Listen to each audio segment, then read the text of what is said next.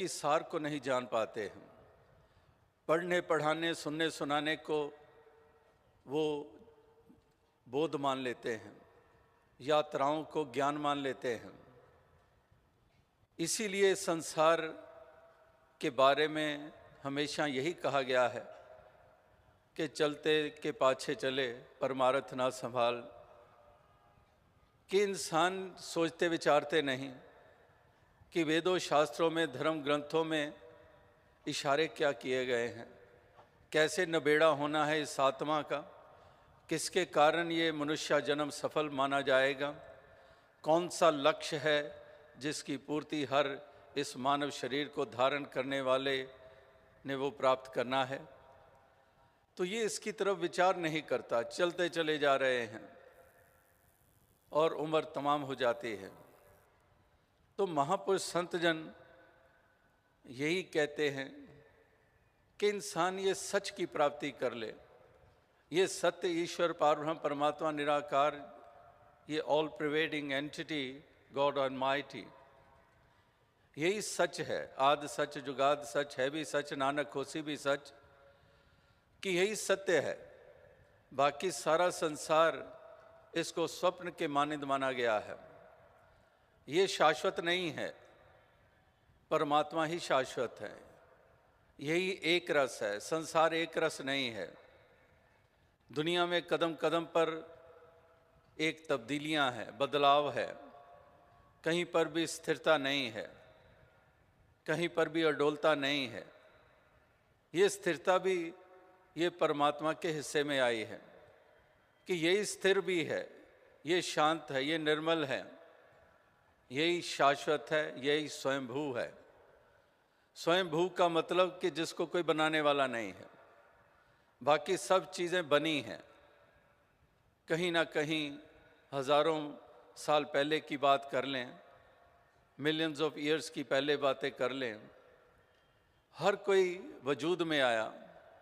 और अभी वर्तमान में भी हम जीते हैं तो हमारे सामने कंटेम्प्रेरी टाइम्स में भी हम देखते हैं कि कितनी चीज़ें वजूद में आई जो पहले नहीं थीं। यानी कि संसार का सारा निज़ाम ही ऐसा है कि ये वजूद में आती है, बनती है, बिगड़ती है, आती है, जाती है। तो इसलिए इसको शाश्वत नहीं कहा जाता है, इसलिए इसको सत्य की संज्ञा नहीं दी जाती है। तो सत्य केवल एक परमात्मा है, ईश्वर है, निराकार है, गॉड ऑलमाइटी है। तो इस सत्य को जानना है, और इसको जिन्होंने जाना है उन्होंने आत्मा का भी कल्याण किया है, उन्होंने परलोक स्वारा है, आवागमन के बंधन से निजात पाई है, और इस लोक की यात्रा को भी तय किया। उन्होंने इसी दौलत से युक्त होकर, अमीरी उनके हिस्से में आ गई, क्योंकि उनके हिस्से में ऐसी दौलत आ गई, इसलिए वो अमीर बन गए। झोंपड़ी में रहने वाला भी अमीर और महल में रहने वाला भी अमीर इसी दौलत के द्वारा हुआ। तो इस तरह से ये उसके हिस्से में आई। तो महापुरुष इसलिए कहते हैं कि सच कमावे सोई काजी, जो दिल सोदे सोई हाजी, कि जो सच की कमाई करता है वही काजी है। अक्सर हम वही बात आ जाती है जो कबीर जी ने पोथी पढ़ पढ़ जगमुआ की बात कही है कि बैठा पंडित पढ़े पुराण, बिन देखे का करे बखान, तू कहे कागज़ की लेखी, मैं कहूँ आंखन की देखी। कि वही बात कर रहे हैं कबीर जी भी, और इधर बुल्ले शाह जी जैसे सूफी संत भी यही कह रहे हैं कि सच कमावे सोई काजी। काजी वही है जो सच कमाता है। अगर सच नहीं कमाता है, झूठ का इस्तेमाल करता है लड़ाने झगड़वाने में और इस तरह से दीवारें खड़ी करने में, तो कहते हैं नाम तो काजी हो गया, नाम तो पंडित हो गया, लेकिन वास्तविकता में जिसके कारण कोई काजी कहलाया जा सकता है, जिसके कारण कोई पंडित कहलाया जा सकता है, वो तो अभी जीवन में वो पड़ाव आया ही नहीं है, वो हिस्से में अभी आया ही नहीं है। इसीलिए कह रहे हैं कि सच कमावे सोई काजी, जो दिल सोदे सोई हाजी। हज को जाते हैं, इबादत करते हैं, बंदगी करते हैं, यात्राएं करते हैं, पिलग्रिमेजेस पे जाते हैं, तो यहाँ पर वो भी कह दिया। बुल्ले शाह जी कह रहे हैं कि जो दिल सोदे सोई हाजी, कि अगर ये दिल ही नहीं साफ हुआ, इस दिल में सच का बसेरा ही नहीं हुआ है, परमात्मा का बसेरा ही नहीं हुआ है, तो फिर हज तो कर लिया लेकिन सही मायनों में हाजी नहीं हुए। हाजी तो तभी हुए जब ये दिल को सोध लिया गया है, इस दिल में प्रीतम को बसा लिया गया है, इस मन में इस हरि को बसा लिया गया है, तो फिर वास्तविकता में वो हाजी भी हो गया, वो काजी भी हो गया। और अगर ऐसा नहीं है तो इंसान को कहा गया कि इंसान तो अभी भी दूर है लक्ष्य से, अभी भी तुझे बात समझ में नहीं आई है और तू इसी तरह से किए चले जा रहा है, चले जा रहा है, लेकिन पहुंचना हिस्से में नहीं आता है उनके। जैसेदास अक्सर कहता है कि हर चलना पहुंचना नहीं हुआ करता है, कि कोई कहे मैं तो सारी उम्र चलता जा रहा हूं, लेकिन हर चलना पहुंचना नहीं होता है। वही चलना पहुंचना होता है जो वास्तविकता में मरम जान लेता है, जो वास्तविकता में इस सत्य का बोध हासिल कर लेता है, वो मंजिल मकसूद को पा जाता है। तो उसका चलना ही केवल नहीं रह जाता है, उसके हिस्से में पहुंचना भी आ जाता है। तो इसलिए यहाँ पर पहुंचने की बात हो रही है कि हमने पहुंचना है इस मंजिल मकसूद तक। ये मंजिल है हर आत्मा की, परमात्मा। Over soul is the destination of each soul. तो ये एक डेस्टिनेशन, ये मंजिल, ये हर आत्मा ने पानी है, तभी सैल्वेशन, तभी मोक्ष और मुक्ति इसके हिस्से में आएगी। और फिर दीवारों की बात कर रहे हैं, दीवारें जो इस अज्ञानता के कारण इस मन में खड़ी हुई हैं, जिसका पुरजोर तरीके से इन 3 दिनों में इसका जिक्र किया गया है कि दीवारें हमारे मन में खड़ी होती हैं और फिर उसको हम बाहर भी उसको एक क्रियात्मक रूप दे देते हैं। उस तरह से हम ये दीवारें बाहर भी खड़ी करते चले जाते हैं, क्योंकि हमारे मन में अंधकार छाया हुआ है। यानी कि अगर आत्मा भी अंधकार में है, मन भी अंधकार में है, तो फिर बचा क्या? फिर तो लोक भी हाथों से गया, परलोक भी हाथों से गया, फिर तो कुछ भी नहीं बात बनी, फिर तो कुछ भी हासिल ना हुआ। तो इसलिए कहते हैं कि दो ही जहानी माड़े हो, सच न जिना खरीदिया बाहू, दो ही जहानी माड़े हो। मियाँ बाहू कहते हैं कि अगर ये हिस्से में नहीं आया तो दो ही जहानी माड़े हो, कि दोनों जहानों में शर्मिंदगी, यहाँ पर भी दीर्घाकार, आगे भी शर्मिंदगी। यानी कि ऐसा कूड़ा सौदा कर लिया जाता है, इस तरह से जीवन जी लिया जाता है कि कुछ भी हासिल ना हुआ, बल्कि और ज़्यादा नुकसान करके संसार से रुखसत हो जाते हैं। तो इसलिए महापुरुष संत जन यही संदेश, यही पैगाम हमेशा दिए चले गए हैं कि नाता जोड़ना है तो इस ईश्वर से जोड़ना है, इस पारब्रह्म परमात्मा से जोड़ना है। जितनी तीव्रता से हम संसार के साथ जुड़ते हैं, जितने हम लोभ लालच के साथ जुड़ते हैं, दुनियावी आकर्षणों के साथ जुड़ते हैं, दुनियावी सामानों के साथ जुड़ते हैं, कहीं पर वही तीव्रता, वही इंटेंसिटी हमारी इसके साथ जुड़ने की हो और जुड़े रहने की हो, तो वास्तविकता में हमारा ऐसा सुंदर वजूद हर किसी का बन जाए, एक ऐसा निखरा हुआ सुंदर रूप बन जाए, एक परमात्मा के तुल्य उनको माना गया है, जिनकी ऐसे इंटेंस, उनकी एक ऐसी अवस्था होती है, ऐसी उनके लगाव होते हैं, ऐसी लगन होती है, जो इस कदर इसके साथ जुड़ते हैं और जुड़े रहते हैं, आठों पहर जुड़े रहते हैं, कॉन्शियसली एंड सबकॉन्शियसली वो इसके एहसास में रहते हैं। क्योंकि फिर उनकी सोच ही ऐसी कंडीशनड हो जाती है, उनके ख्याल कंडीशनड हो जाते हैं, क्योंकि कॉन्शियसली भी और सबकॉन्शियसली भी, एक सटल वे में भी, ग्रॉस वे में भी और सटल वे में भी वो इस तरह से इसके साथ जुड़े रहते हैं। तो ये जुड़ने का ही प्रताप है कि इस तरह से हमने जुड़ना है, इस प्रभु परमात्मा ईश्वर से ये नाता जोड़ना है। और जब इस तरह से इस रूप में जुड़ जाते हैं, फिर हम इंसानों के साथ भी जुड़ जाते हैं। फिर इंसानों से दूरियां रह नहीं सकती हैं। इंसानों से दूरियां इसलिए हैं क्योंकि परमात्मा से दूरी है। भले ही रटन है, भले ही पठन पाठन है, भले ही जप तप स्नान है, लेकिन इसके बावजूद दूरी है इस परमात्मा से। तो जब परमात्मा से ही दूरी है तो फिर तो बंदों से कैसे नज़दीकत बन सकती है? फिर तो बंदों से दूरी होगी ही होगी। जब परमात्मा के ही नज़दीक नहीं हुए, अगर परमात्मा को ही नहीं अपनाया, इससे ही नाता नहीं जोड़ा, फिर बंदों को हम क्या समझेंगे? फिर बंदों के साथ वही सलूक करेंगे जो हो रहा है।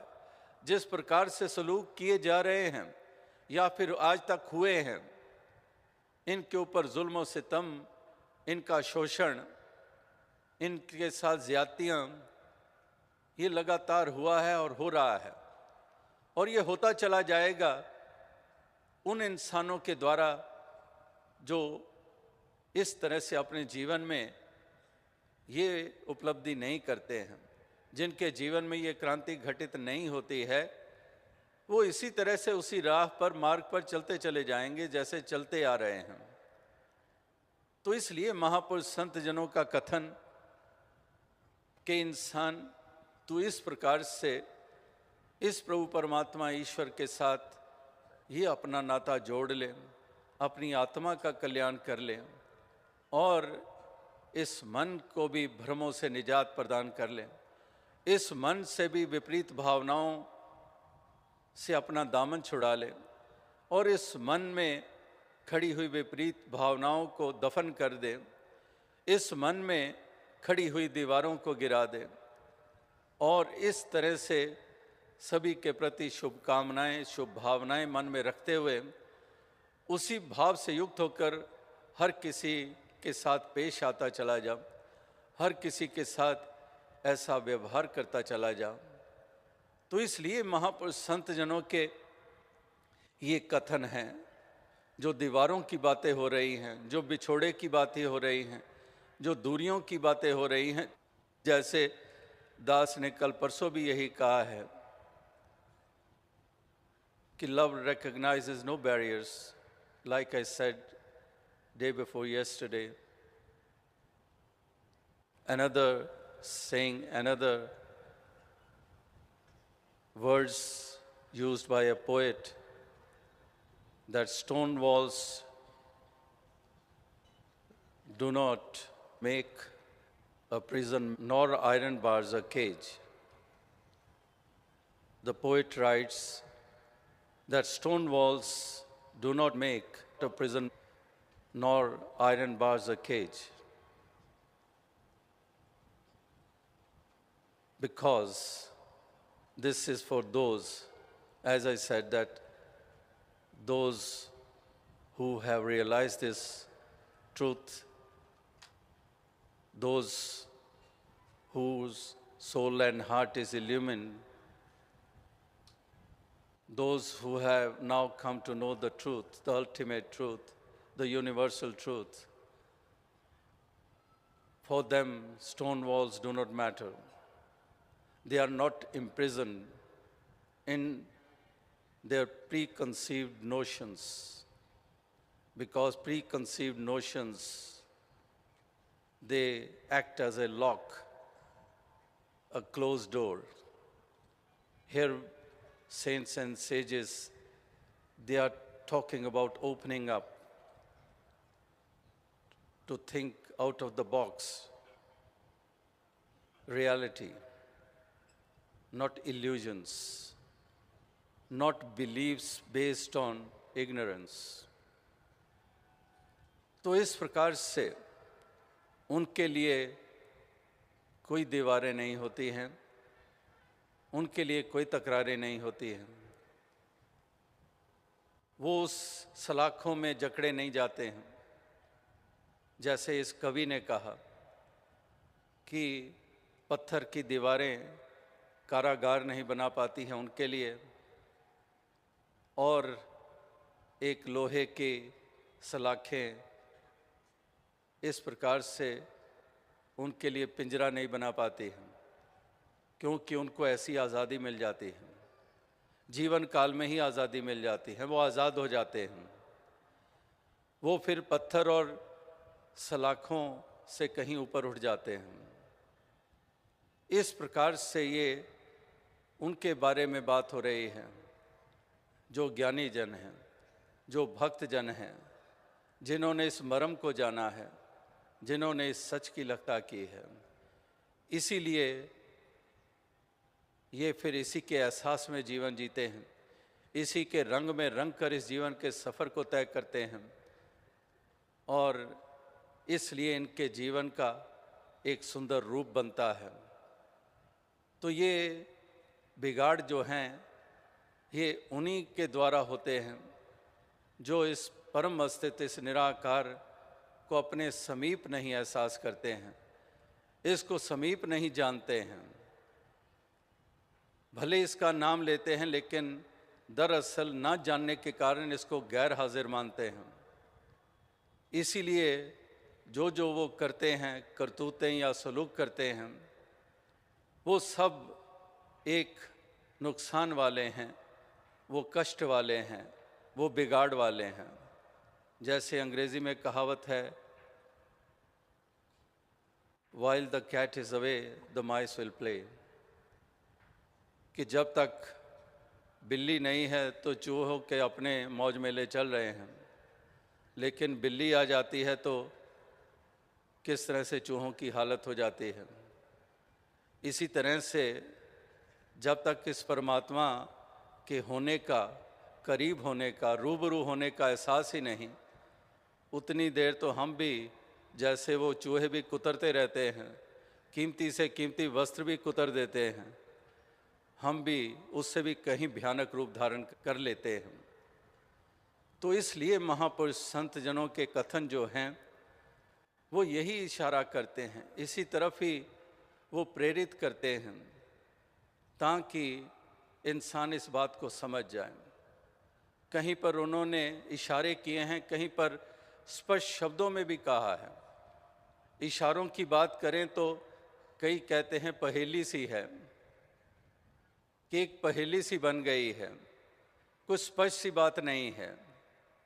लेकिन अगर पहेली है तो सुलझाने वाले भी मौजूद होते हैं, अगर पहेली है तो सुलझाने वाले भी होते हैं।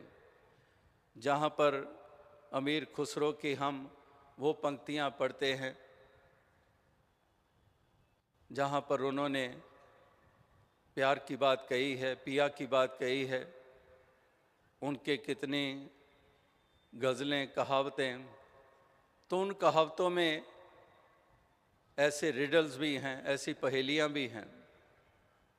और एक पहेली जहन में आती है जो उन्होंने कही कि बीसों का सर काट लिया, ना मारा ना खून किया। तो सुनने वाले हैरान कि सर काटा गया है, और उस सर काटे को ये कहा जा रहा है कि ना मारा ना खून किया, कि ना मारा है ना खून हुआ है। सर काटे तो मर भी जाता है और खून भी चारों तरफ बिखर जाता है। लेकिन ये पहेली कहने वाला जानता है कि वो कह क्या रहा है, लेकिन जो सुन रहा है उसके पल्ले कुछ भी नहीं पड़ रहा है। और है कितनी साधारण सी बात जो वो कह रहे हैं कि 20 का सर काट लिया, तो 20 सर क्या बताए कि 10 हाथ के नाखून और 10 हमारे पाँव के नाखून।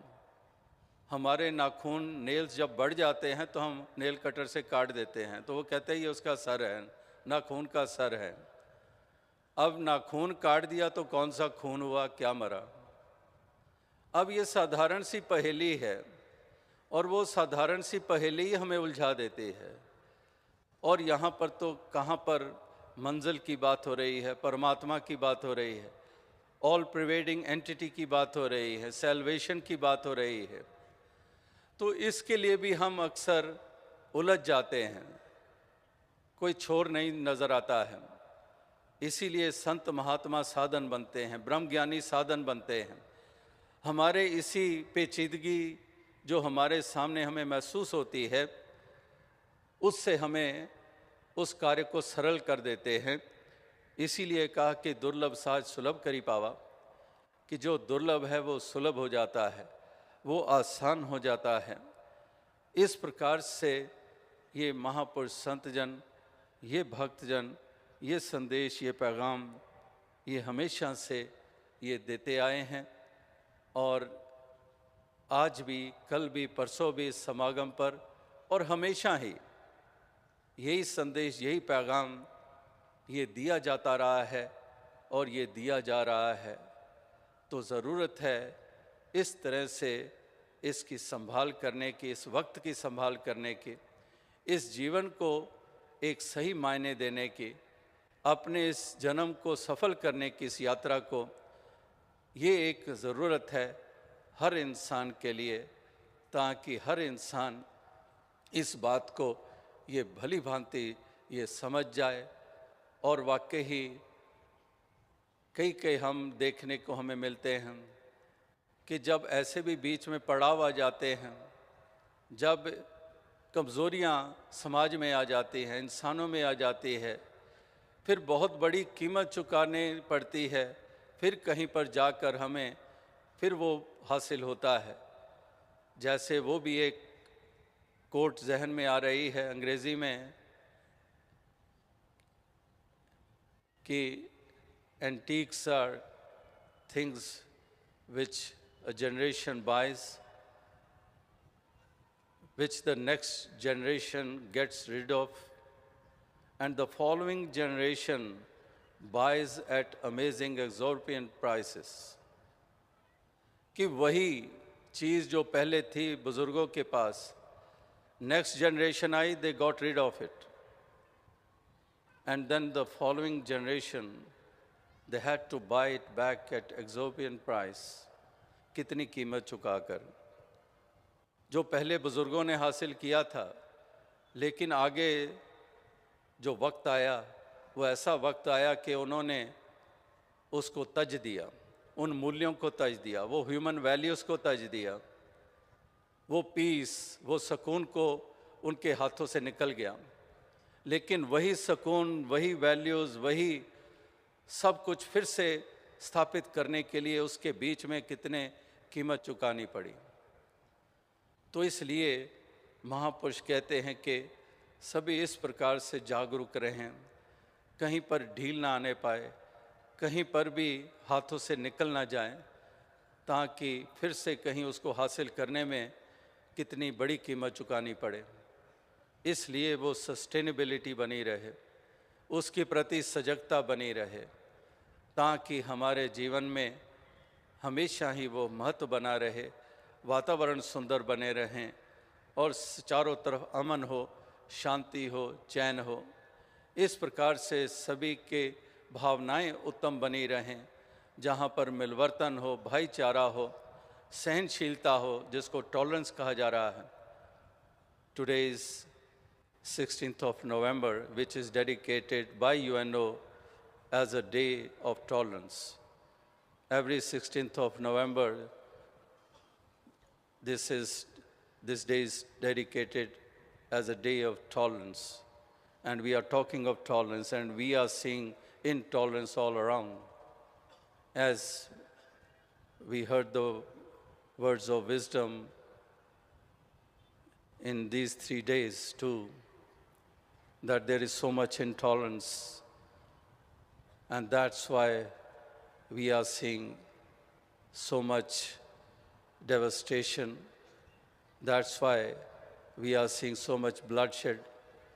That's why we are seeing the breaking of families, because the family members, if they are not tolerant to each other, the very fabric of a family, that also gets shattered, and so does the happiness. That also flies away like a bird flies away with its wings, and we are deprived of it. So tolerance, saints and sages have always taught us to be tolerant. We have to coexist peacefully. We have to appreciate the differences. Saints talked about unity, not uniformity. Saints taught us the importance of unity. But what had happened and what has happened and what is happening, that certain segments of society, whether they are from the religious groups or established religions, or those who are still divided in clans and castes and creeds, so they are intolerant. But saints are tolerant. The established religions, they have been taking use of force to convert others, fear psychosis, so that they adopt their religion. They want to bring about uniformity. I wear a turban, you also wear a turban, otherwise you will be no more seen. The prophet I respect, you also respect that prophet.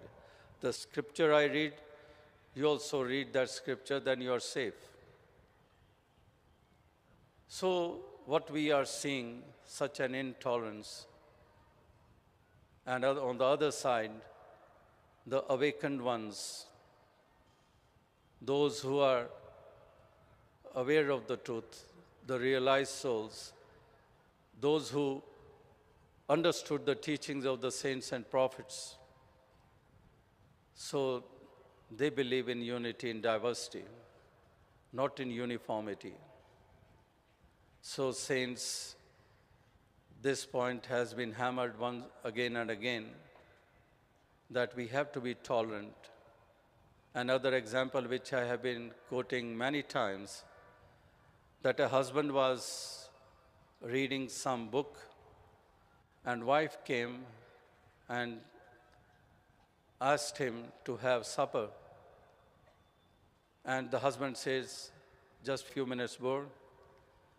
Wife returned, and after 15, 20 minutes, again she arrived. Have dinner, have supper. And again, husband says, wait few minutes, again she leaves. And third time, when she comes and again says, come, have supper, now the husband was so restless that the book he was reading, he flung it towards the wife, and the sharp corners of the book, due to that, the wife's forehead started bleeding, got bruised. Now the wife picks the book which the husband had thrown towards her, and when she lifts the book, the title of the book was Tolerance. So that sort of, you can say, hypocrisy or whatever name you can give. By words we are mentioning humility. By words we are mentioning tolerance, of unity, of oneness, of harmony, of God is one. But when it comes to living it, when it comes to believing, we don't consider God as one. Once again, we claim that Allah is different and Ram is different. So, it is pray to God Almighty that may God bless everybody with wisdom so that everybody lives such a life. जिस तरह से अभिदास ने मिसाल दी कि केवल वो बातें ना रह जाएं जो हम देखते चले जा रहे हैं कि राम की जय तो बुलाई जाती है लेकिन अनुकरण रावण का किया जाता है। राम की जय बुलाई जाती है लेकिन चाल जो चलते हैं वो राम वाली नहीं होती है। वो चाल हम रावण वाली चलते हैं। हम अभिमानी बनते हैं, अहंकारी बनते हैं, लेकिन फिर भी अपने आप को मानते हैं कि हम राम वाली श्रेणी में हैं। कुछ पंक्तियाँ ध्यान में आई जो किसी ने कहीं कि मैंने महसूस किया है उस जलते हुए रावण का दुख। मैंने महसूस किया है उस जलते हुए रावण का दुख जो सामने खड़ी भीड़ से बार बार पूछ रहा है कि तुम में से राम कौन है। यानी कि रावण को जलाने वाले उनके अपने खुद उनकी क्या अवस्था है, उनके मन की क्या अवस्था है, उनके व्यवहार कैसे हैं, उनकी चाल कैसे है। और रावण भी मानो ये कह रहा हो कि चलो राम तो मेरी तरफ तीर फेंके तो वो तो बात और है, लेकिन तुम कहाँ पर खड़े हुए हो जो मुझे जला रहे हो। इसका मतलब बात फिर वही आती है कि हमारा मन ही रावण बन जाता है। अपने इस मन में बैठे हुए इस रावण को ही हमने जलाना है, इसी को मिटाना है। तभी वास्तविकता में हम राम की श्रेणी में आएंगे, राम का अनुकरण करने वाले बनेंगे, राम का अनुसरण करने वाले बनेंगे, राम के सच्चे उपासक बनेंगे। तो दास और अधिक शब्दों का सहारा नहीं लेगा। समय काफ़ी आगे बढ़ चुका है और यही अरदास करेगा कि दातार कृपा करे कि जिस मकसद के साथ ये समागम का आयोजन हुआ, जहाँ पर ये सुंदर रूप बने, जहाँ पर हज़ारों मील के सफ़र, सैकड़ों मील के सफ़र तय करके आप सभी यहाँ पर पहुँचे और इस समागम के रूप को एक सुंदर रूप दिया, जिसमें कितने कितने प्रकार की सेवाएं हुई हैं, कितने प्रकार के तप त्याग हुए हैं और प्रबंधक महापुरुषों ने भी इसमें योगदान दिए, सेवा दल ने योगदान दिया, तमाम साध संगत का महत्वपूर्ण योगदान।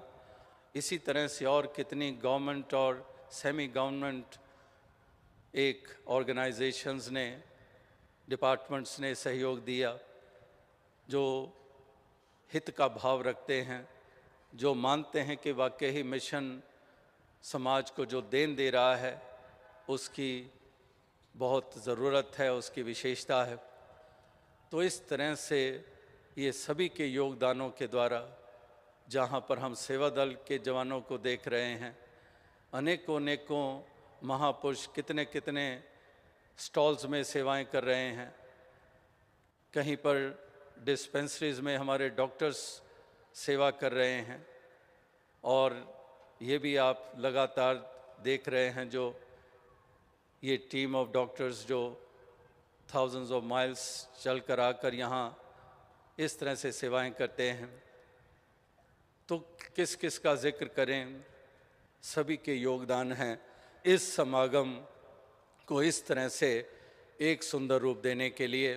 तो अभी ये आखिरी दिन इस समागम का जो विधिवत 3 तारीखें अनाउंस की गई थीं, हालांकि अभी कल का दिन भी है, लेकिन वो पारिवारिक रूप में सभी अपना प्रेम और खुशी जाहिर करते हैं, उसको अभिव्यक्ति देते हैं। जहाँ पर कुछ नौजवान कला का सहारा लेते हैं और उस कला का सहारा लेकर भी वही पैगाम देते हैं, वही प्रेम को अभिव्यक्ति देते हैं। लेकिन जो समागम की विधिवत तारीखें वो यही 3 थी और उन 3 तारीखों में से ये आखिरी तारीख 16 नवंबर को, जो जिसकी वजह से इस समागम को हम उस रूप में इस समागम का आखिरी दिन मान रहे हैं। तो अभी यही अरदास की दातार कृपा करे, आप अपने अपने घरों को लौटेंगे और यही जो यहाँ से महक आपने यहाँ स्थापित भी की और उसको और ज़्यादा मजबूत करके अपने अपने घरों को लौटेंगे तो वहाँ पर भी यही मानवता इंसानियत को और मजबूत करते चले जाएंगे, प्यार भरे वातावरण स्थापित करते चले जाएंगे और चारों तरफ एक सुंदर रूप देने में अपने योगदान देते चले जाएंगे।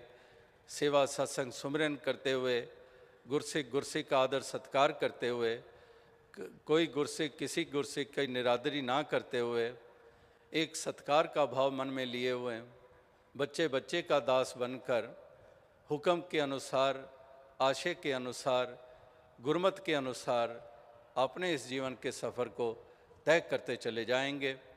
यही एक शुभकामना, इसी प्रार्थना, इसी अरदास के साथ दास आपसे इजाज़त चाहेगा। साथ संगत जी, धन्य।